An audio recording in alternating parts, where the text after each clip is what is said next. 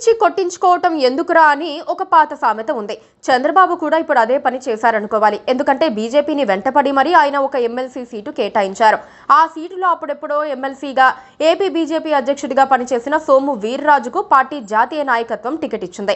వీర్రాజు కోసం అయితే బీజేపీ వాళ్ళు టికెట్ అడగరని అందరికీ తెలుసు. టీడీపీ ఒక టికెట్ కేటాయించినందుకే వాళ్ళు సోము వీర్రాజును రంగంలోకి ప్రవేశపెట్టారు. బీజేపీ వాళ్ళు ఎమ్మెల్సీ టికెట్ అడుగుతున్నారని ఎక్కడా వార్తలు రాలేదు. ఆదివారం సాయంత్రం మాత్రమే టీడీపీ మీడియా ఆ వార్తను ప్రచారం చేసింది. తొలుత టీడీపీ తరపున 4 పోటీ చేస్తారని ప్రచారమైంది. అయితే సాయంత్రం అకస్మాత్తుగా టీడీపీ తరపున 3 అభ్యర్థులను ఎంపిక చేసే ప్రక్రియ చివరి దశకు చేరుకుందని, బీజేపీ వారు పట్టుబట్టడంతో చేసేది లేక ఒక సీటు వారికి కేటాయిస్తున్నారని రాసుకొచ్చారు. ఆ తర్వాత కొద్దిసేపటికే బీజేపీ రాష్ట్ర శాఖ అధ్యక్షురాలు పురంధేశ్వరి తమ పార్టీ అభ్యర్థి ఎంపికపై కసరత్తు చేస్తున్నారని, పార్టీ అధిష్టానాన్ని సంప్రదించారని చెప్పుకొచ్చారు.